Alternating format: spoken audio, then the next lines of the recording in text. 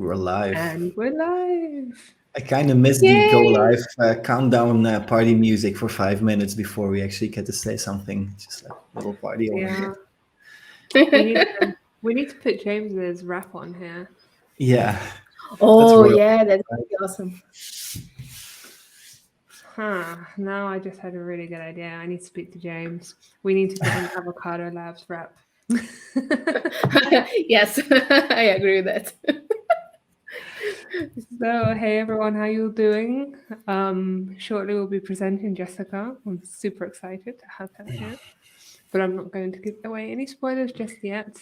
Yeah, tell us all how you're doing and don't tell us what you're doing and wait 5 minutes and then tell us what you're doing, Anna. We don't want to spoil it. Do you know what happened to me this week? You know how much I love Avocado and Avocado Labs. I actually almost cut my finger off by trying to take out an avocado stone this week. The irony, right? You should be an avocado expert by now, Anna. Yeah, but it seems like only like online avocado stuff works with me.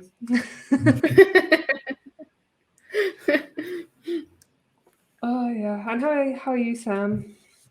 Good. To go to the cliche conversation, we have sun today in Belgium, which is a very rare occasion. So that's awesome.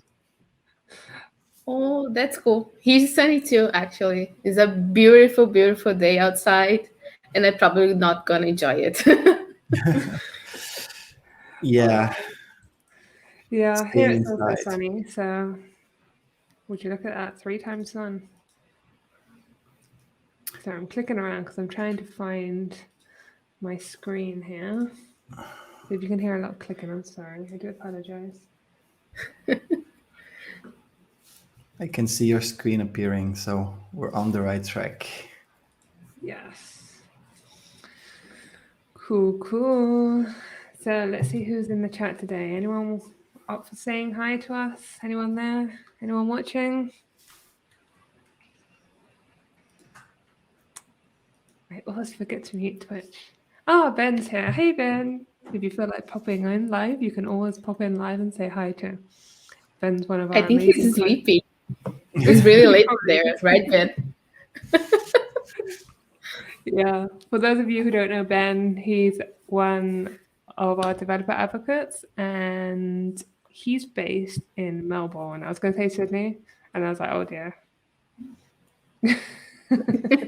And he won't be coming on to say hi. Hey. Oh, Jojo. So Jonathan is actually a friend of mine. Hi.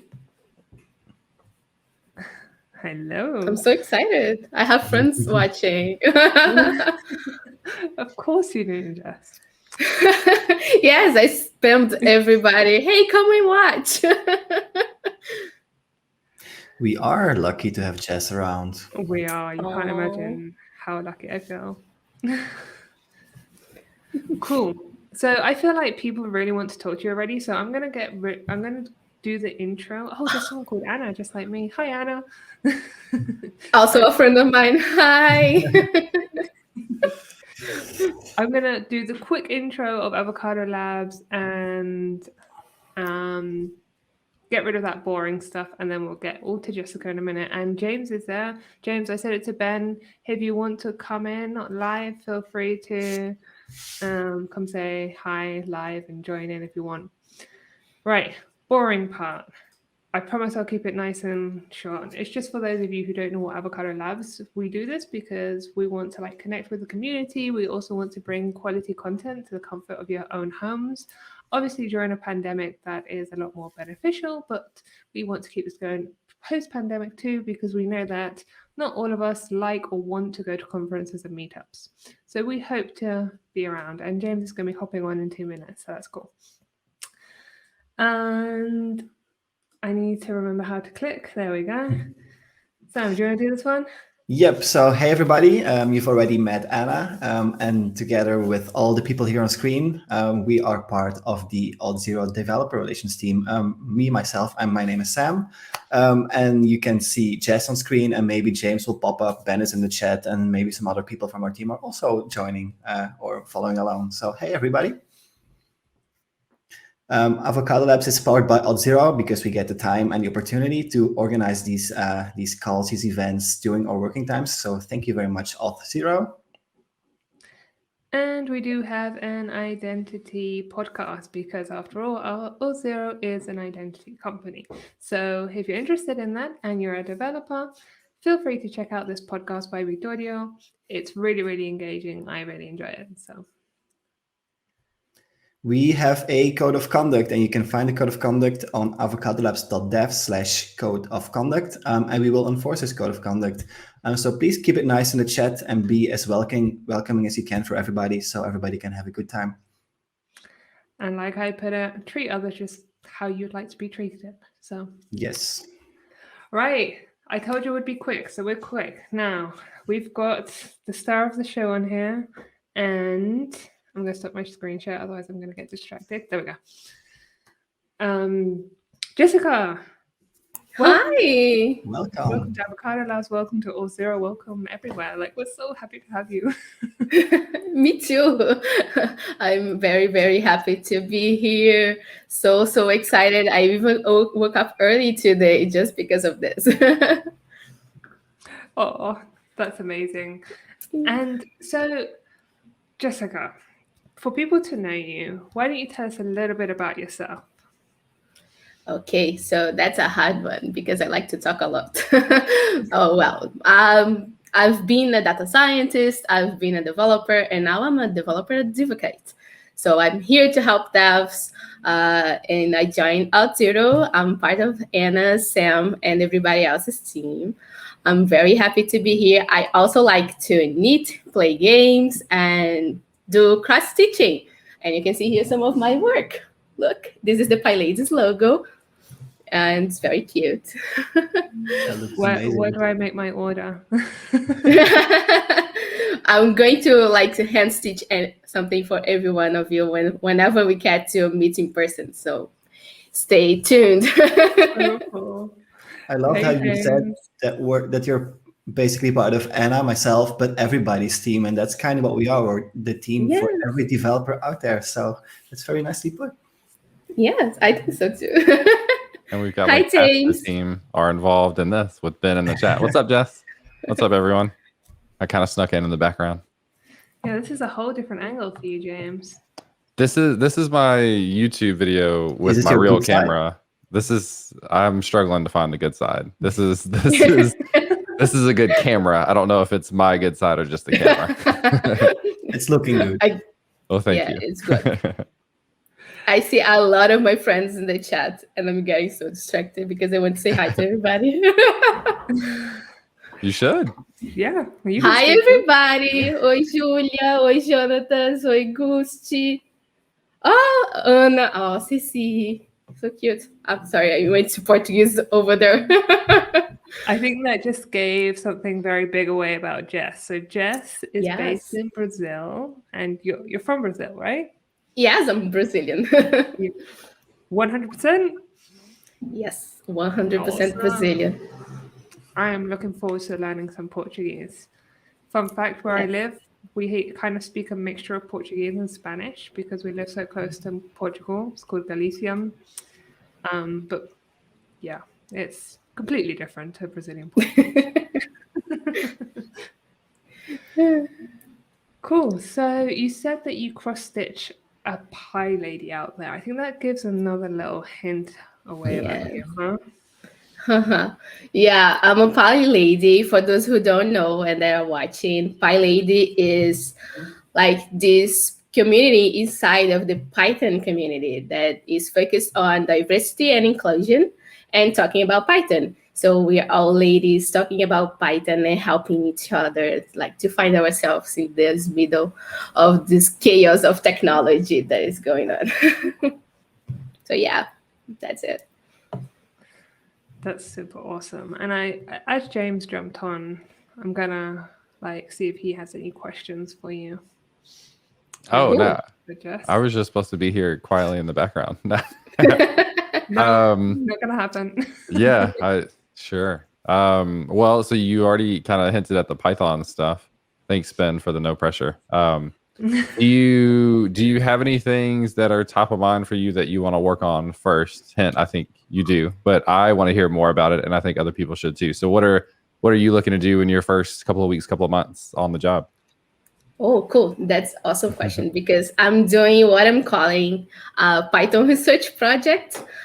So my first ideas is to try to find which of the frameworks that we are going to use and produce some of the videos and some blog posts about using Python and Auth0 together and see how that goes, especially to help the Python developers out there that want to have identity and security on their applications and to help put content out there. Because I know from previous experience that whenever somebody blogs about something, it can be really helpful. Mm-hmm.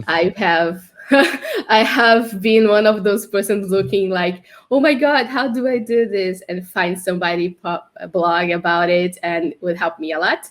So hopefully by the end of, I don't know, this month or next month, we have some content out there to help Python developers use Auth0. Sweet. That is, I know all of us were really excited to have someone join that has a different skill set, because I love JavaScript and our team is pretty JavaScript heavy. So now being able to start to round out the team to cover other areas is just great. And what will be really cool, Jess, you've probably already done this before because I know you've written, but have you ever wanted the answer to a problem, gone and searched for it, and then found an article that you wrote before to answer that problem? Because you probably will. Yes. Actually, my blog started as a kind of a notebook for myself because sometimes my memory can be pretty awful. So I used to write for me, basically. Okay, I find out how to do this. I want to write it down because I might forget in the future and need this knowledge. So after a while, I became kind of in love with writing about technology and stuff and started writing more and more. But yeah, sometimes I Google something. Oh, I wrote about this. It's pretty interesting. It's a cool feeling, right? Yeah. Oh, yeah. Yeah, I thought of a question, but then I left my mind. That's so annoying. Talking about memory. Maybe we can go back a little bit to the Pyladies initiative that you're a part of. You mentioned that it's an inclusive community for ladies in Python development in general. But is this something local, or is this a more global initiative that people all over the world can become a part of? Yeah, so Pyladies is actually pretty big. We are all over the globe. It's an international initiative. So it started in the United States, if I'm not mistaken. And the idea was to gather the ladies in the Python community, because we know we go through some things that we need other ladies to talk about, especially in technology. And then Pyladies started and it only grew from there. In Brazil, we have around 24 chapters of Pyladies, because you can do a chapter in your college or in your city or in your state. And I have a lot of ladies listening, so if I'm mistaken on the numbers, please send in the chat so I can update everyone. And the idea is that you have your local support group for talking about Python technology, the difficulties we find in our jobs, celebrate some of the wins also, because we are very supportive of each other and we don't talk only about problems. And here in Brazil, we have a bunch of initiatives. Like last year, we did what we call Papo de Pyladies, which is a talk we have online with chapters interviewing other chapters about what they did, how they did, because the whole idea is to share knowledge and share everything that we learned or went through to help others. So Pyladies is pretty big and pretty important also. Sounds like an amazing initiative, yeah. Yes, I love it.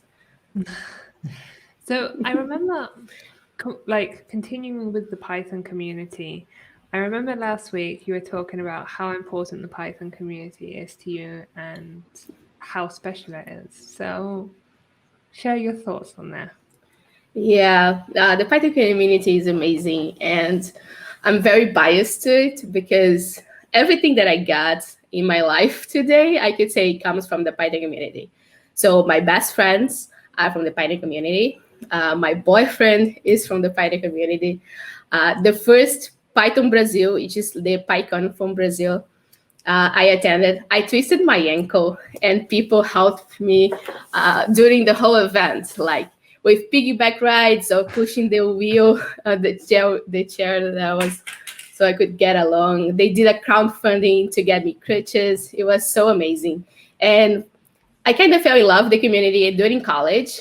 And a friend of mine, at the time I didn't know him, so we became friends after that. But he was doing a Django tutorial in one of the colleges, my college events. And from there, I started participating in the Python users group from the city that I was living on at the time. And it was like amazing. Get to find these people that share your love of technology and talk about everything. Because we start talking about technology, and then we become friends, and you start talking about everything else, and it's pretty amazing. Take me back to conferences, please. Yes. And we get to hear the sprained ankle story in more detail in our summit, which, like, Jess, you started like the week before our summit, which is a cool time to start. But that story is really cool. If you ever want to like share with people out there more details later on, it's a really, it was a very entertaining story for something that could have been so negative, to take such a big positive away from it, and have friends to help you out there is pretty cool. Yeah. And I love the So just to correct me, Sissy just popped in the chat and said there are 44 Brazilian chapters, but only 30 active, which means basically that we have 30 chapters, 30 groups inside Brazil actively doing initiatives and discussing things and doing events, even if they are online. So yeah, a lot of people getting together.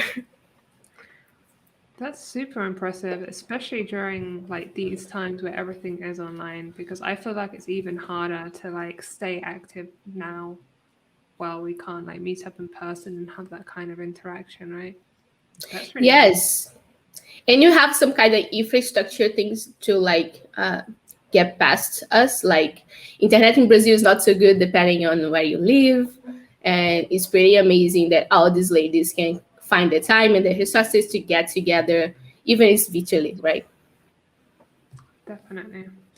And a friendly reminder to those of you who don't know Avocado Labs, if you do have questions for Jessica, feel free to post them in the chat, which is something I forgot to mention earlier.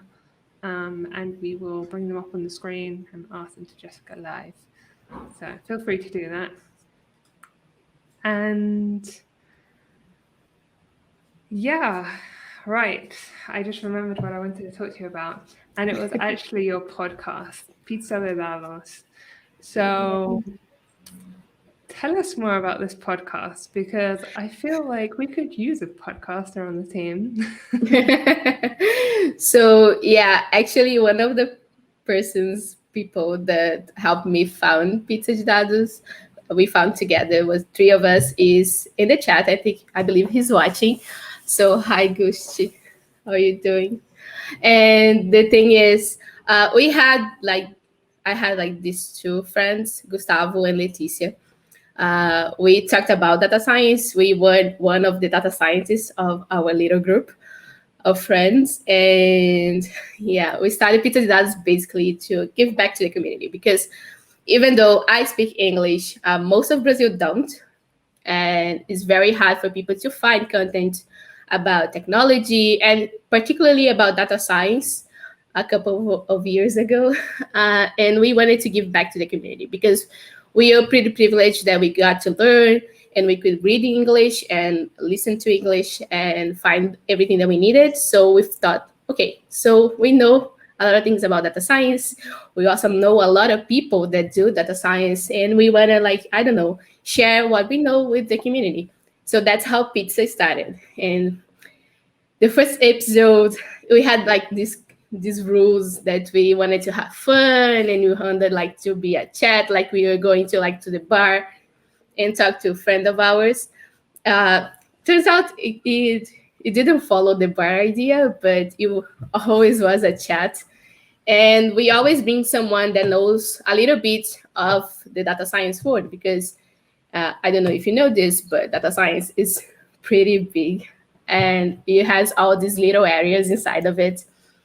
And if you work with something in data science, there is a lot of other things that you might want to learn or know that it exists. And we found a way to like interview people that know a lot about other things that we didn't. And that was Pizzas de Dados. And basically we interview a person that is more experienced in some topic in data science.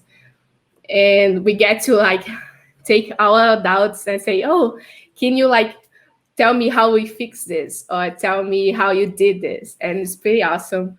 And we thought it wasn't going to like to last. We did the first episode and the reception was so good. It has like 3 years running now. We are just starting back up, and the team is always growing. We just like hired somebody to help us get things going too. So yeah, it's pretty amazing. And it's Portuguese, right? I was going to ask what the name Pizza de Dados actually means, and then somebody in the chat says Data's Pizza in bad English. Is that correct? Yes, it is. Okay, cool. So it was a running joke because the pie chart in English is actually a pizza chart in Portuguese. Okay. Yeah, so we are talking about, because we like to eat a lot, and most of the things that we talked about data science was eating or drinking something. And we are doing like this brainstorm, okay, how are you going to call this? And sometime we got into the pizza idea, and it's stuck. Like we had the data science pizza. A friend of mine, Leticia, actually founded the data science pizza, which was a repo put together by the community about basically a huge dictionary of data science related term. So we wanted to make like this kind of joke referencing back to the data science pizza, which was like the birth of it all. And we got Pizza de Dados. And it was always a good idea. stuck. Yes. Oh, I just saw in the chat that you have stickers. Oh, we do. Oh, I don't have any with me right now, but we do have stickers. But yeah, someone sent a link to the Spotify, and is it the pizza with the like dice on it? That makes Yes. Because in Spanish it's like that too. Like dados is dice. Yeah. Yes. That's really cool. I like that. Delicious logo, someone said. Yeah. If you think like a pizza with blue cheese, like cut in cubes, it would look like it, I think. Yeah. I love blue cheese. My wife hates blue cheese, but I think it's delicious. I think too. And one of the jokes that we get whenever somebody comes on the podcast is that the person has to say what is their favorite pizza. And we had a bunch of different flavors coming up, but the favorite one is pepperoni pizza.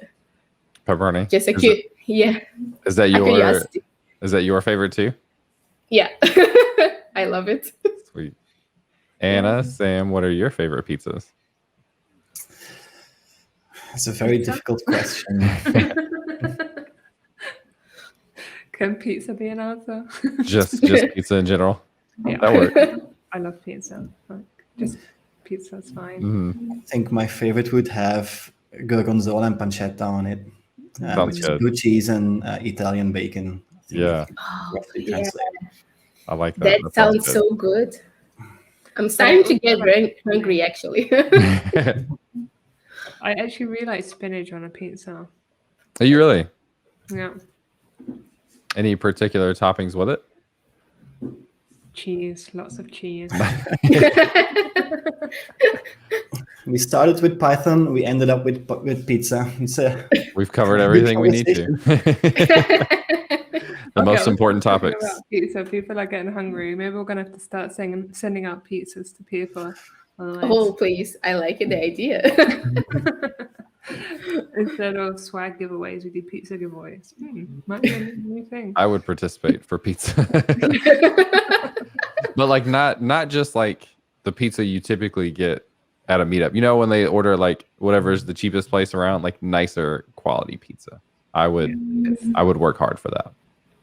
Yeah, and fun thing, it's almost lunchtime here in Brazil, so the Brazilians watching are totally getting super hungry right now. We're sorry, Brazilians.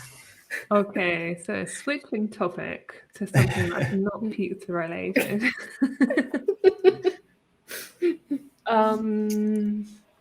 How did you get into tech, Jessica? What made Oh, you- that's funny because I don't have like a good story about this. I kind of like fell into it without knowing. So let me go back to the early days. I used to love like to play The Sims, and I used to like cheat on The Sims, which is not a good thing to say.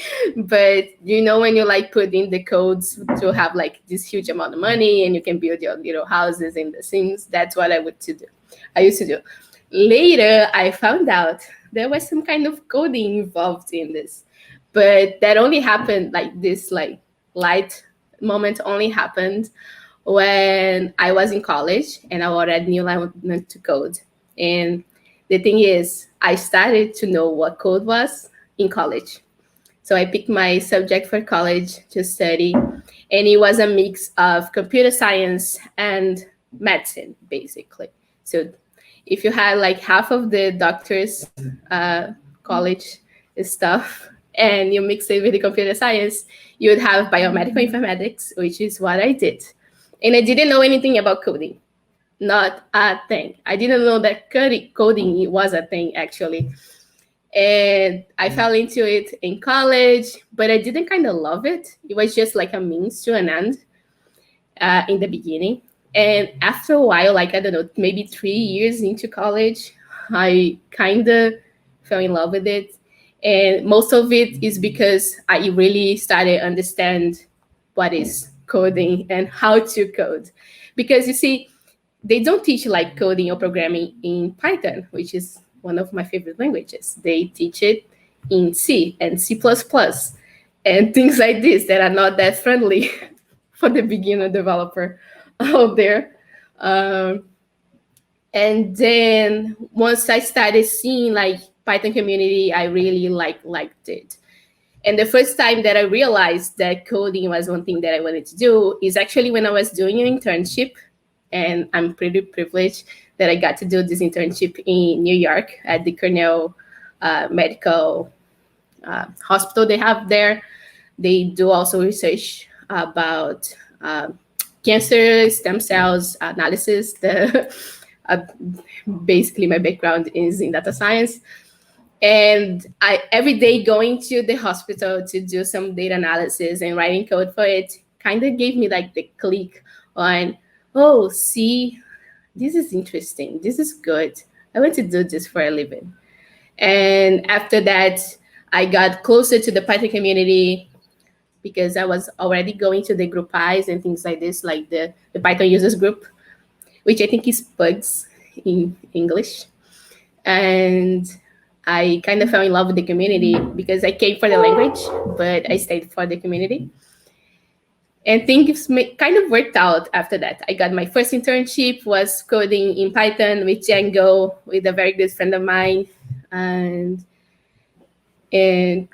basically after that, I finished my college research project in Python, doing NLP analysis from tweets. And I got my first job in Serenata Jamor, which is a big project here in Brazil, also doing data analysis, but this time with Python.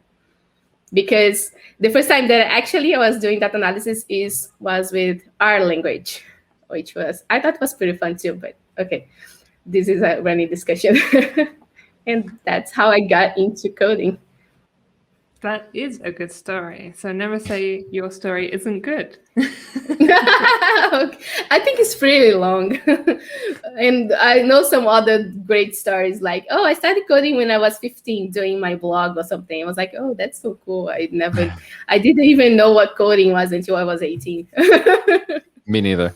The fact that we all have a different story makes it all cool stories. Yeah. Oh, that makes sense.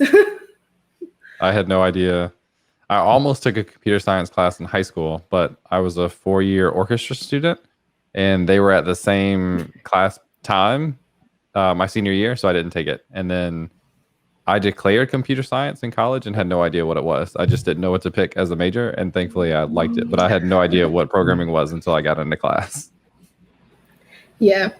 And it's funny because the first, like, I don't know, 2 or 3 years, I kind of hated programming because it was really hard. I didn't understand what's going on. And I have like C, C++, Java classes, and it was all crazy. Okay, not crazy because that's not a good word, but it was all very not like making sense. And that after 3 years kind of hating it and just being like a means to an end, like I was supposed to code so that I could do other things like analysis and cute plots and things like this. I kind of found out, oh, this is what code is all about. Like, and you can have like friends that like to code and code with you. Like in the Pioneer community was a big role in that one also. Yeah, I had similar experience in college as well, where my first class was Java, and then the second class was C++, C++ again, and then Java. And I didn't know at the time that there's so much more to learn just to get started in those languages than it would be in JavaScript and Python or something like that. So I didn't know. But after like seeing other people start with languages like Python and JavaScript, I'm like, I feel like most people should start that way, because Java and C++ throw a lot at you that you don't need to know right up front. Like you can learn those things later on, but just to get started. And our one-on-one class was like really, people either loved it or they hated it. So I think it was kind of a weed out class where a lot of people dropped and changed majors just from that first class. And I think it didn't have to be that intimidating. Yeah, I totally agree with you because I had my Java professor. It was kind of the feared one, like that the professor that he's not like, he doesn't seem friendly, but he was actually a nice guy. And when I was talking to him, and then he said, "Oh, wait, you want to teach like OOP or something like this, like programming." Object-oriented programming. And he was like, why don't you switch the language? Because the goal is not to learn Java, is to learn the concepts. And Java is just the tool to learn the concepts. Switch it to Python. It will make your class much more like enjoyable. And he was like, no, you have to do it the hard way because you'll be better for it. And I was like, no, dude, no.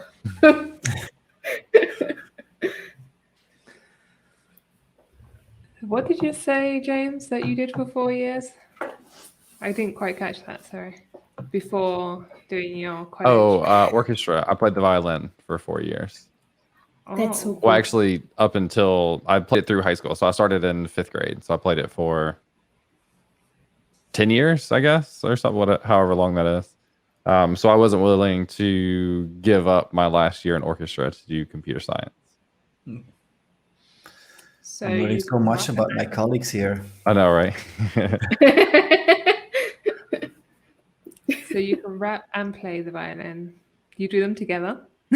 I have not played the violin since I was in college, and that was to go back and play. Like we played in like an alumni thing at our high school. So I haven't played since like my freshman year of college. I don't have a violin. I would love to have one and just see what it would be like to try to play after not playing for probably 10 years now. Looks like we need to get James a violin. You think we can expense that? Surely Jared would understand. Jared and Sam would understand the need for $1,000 violin. I don't think. Yeah, actually, it's quite funny because we were saying at the beginning that we don't have like that party music anymore, and it'd be really cool if we could get you to do an Avocado Labs rap that we could put on at the beginning of every episode. No pressure, James, but I would love to.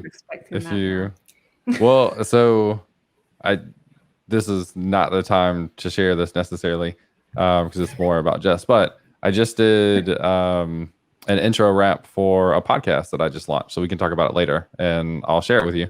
But I would love to do like a 4-line intro thing. That'd be fun. Yeah. That'd be awesome. Okay, so does anyone have any questions for Jess now that we've lost James? In the meanwhile, I see a lot of languages appear in the chat. People who have worked with Pascal, Java, C, R, Go, Python. Of course, there's a few people who do Python in the chat, as we know. That's a very diverse set of languages out there. I must tell a secret then, just because Julia mentioned Go, but I also coded a lot in Go too. So just leave it there for a while. This is the Gopher symbol actually. And once I was like a developer for 1 year, and one of the languages other than Python that I used to like write code in was Go. So if I tell you you can learn Go to program good code in Go in 1 month, it's real because I did it. Of course, I had a great tutor, like a professor that taught me everything that I knew about it. But yeah, it's possible to do it. Go is a cool language. I tried it out a few months ago for an internal project as well. I'm not going to say I'm an expert, but it's fun to work with. Yeah, it doesn't leave you. It doesn't.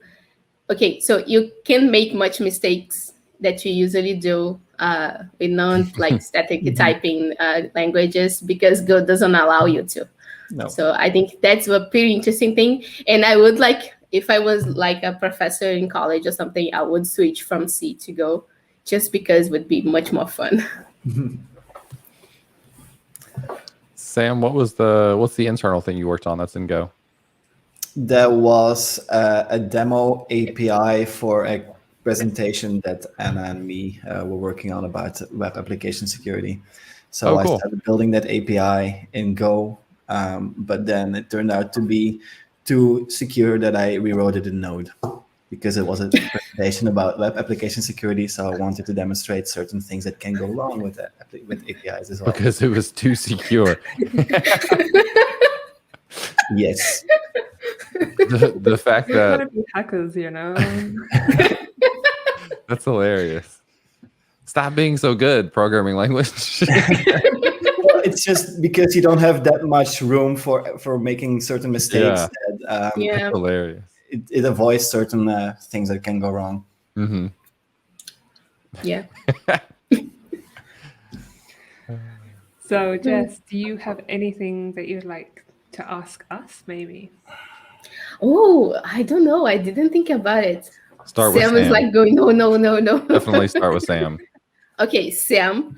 I seen some pretty good videos that you've done, so I think we could like give tips because I know a lot of friends of mine are kind of like getting figured out about doing some like talks and videos, and especially like Jonathan, who I know is a DevRel in a company. So any tips for people doing videos out there?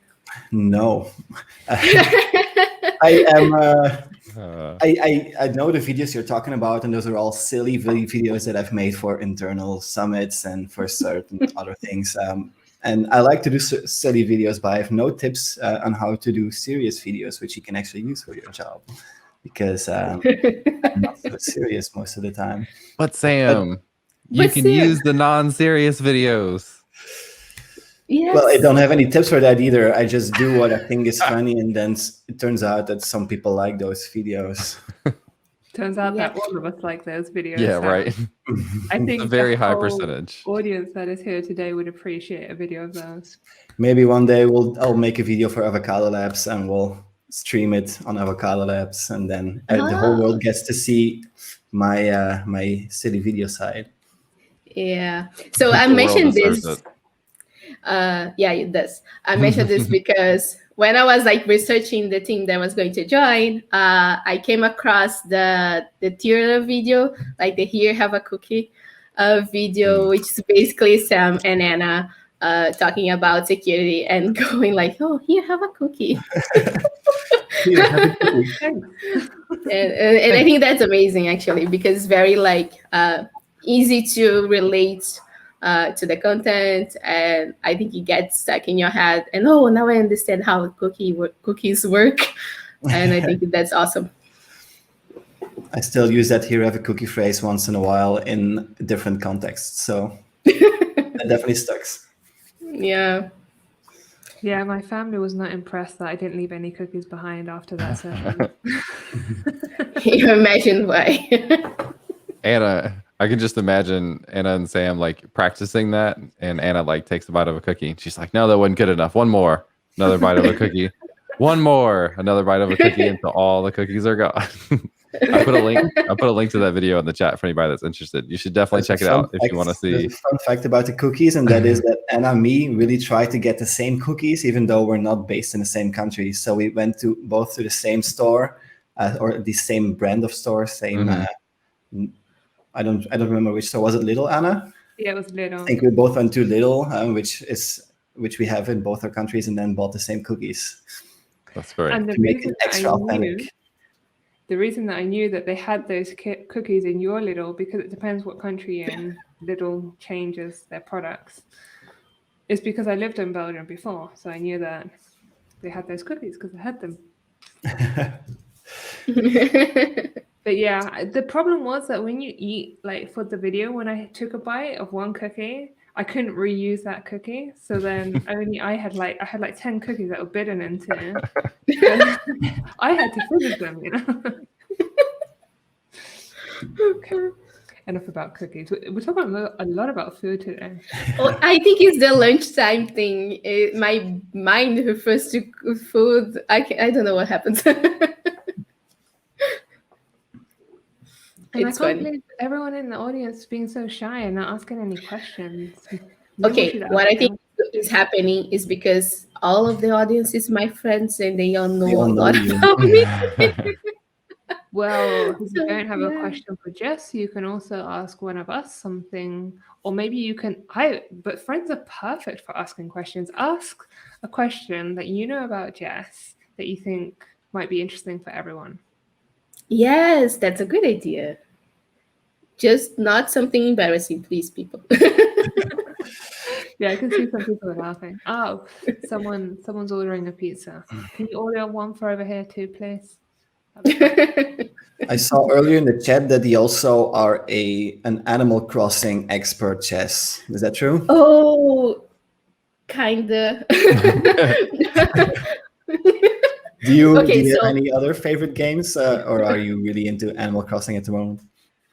Okay, at the moment, I'm kind of addicted to Animal Crossing, and I don't play anything else other than it. Even though, like, I just bought The Witcher, and I'm planning to start this weekend, but everything could happen, and I'm probably going to do a lot of Animal Crossing, especially because Sunday you have to buy the turnips thing. Okay, don't even get me started on Animal Crossing. But yeah, as you can see, I love to play. I have my PS4 control here. I have my Nintendo by my side, especially because I have a monitor for it when I'm playing. But yeah, I kind of love to play. And I bought The Witcher, which I intend to start this weekend. And I bought also Zelda, one of the Zeldas that I intend to start whenever my computer arrives, so I can do like a live stream the right way.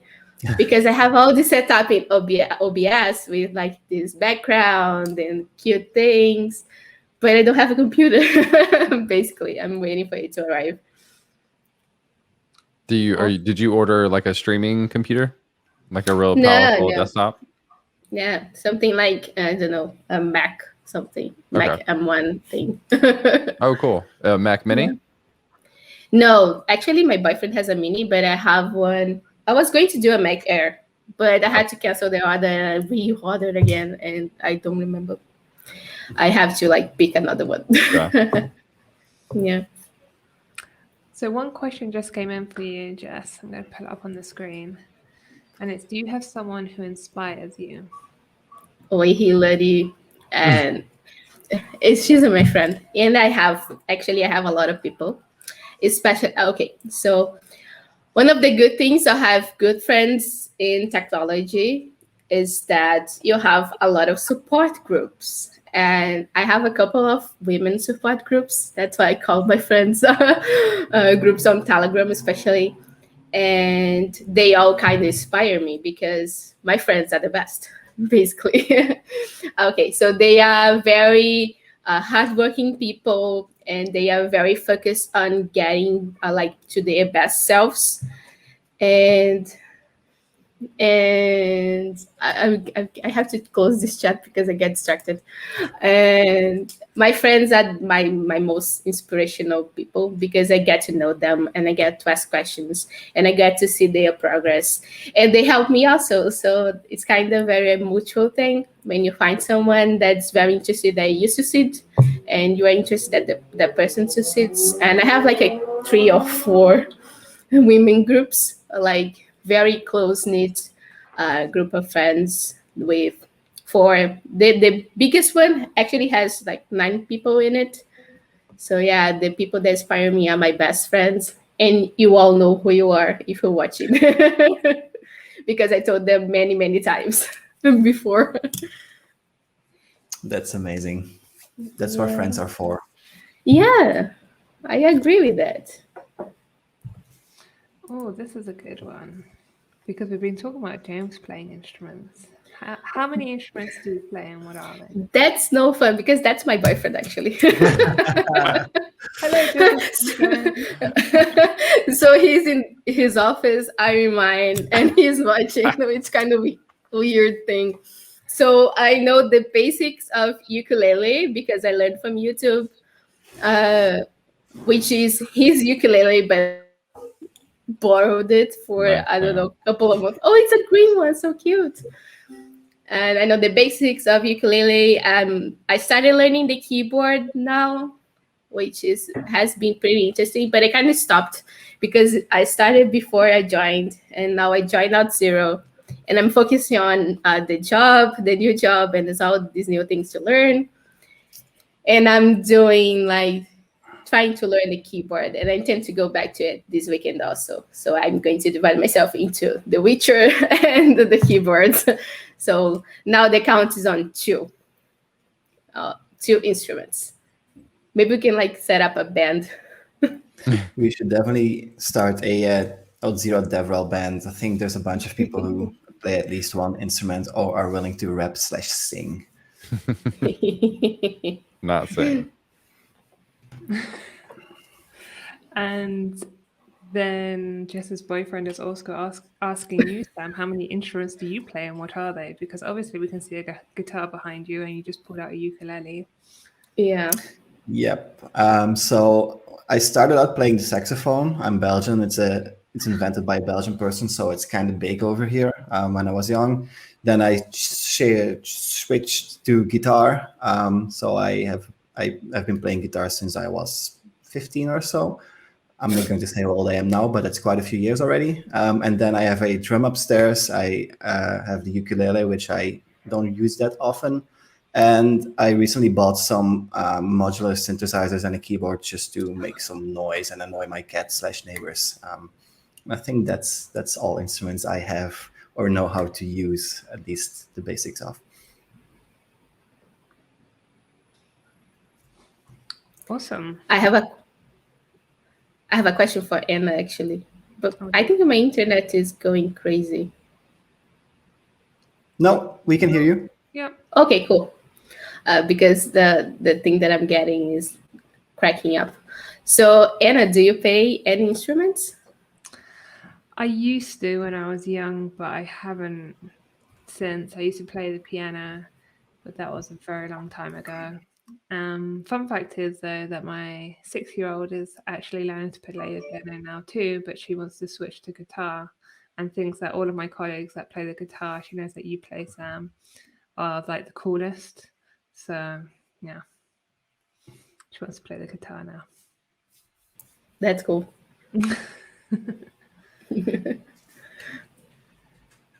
Okay, I think we're going to wrap up today's session.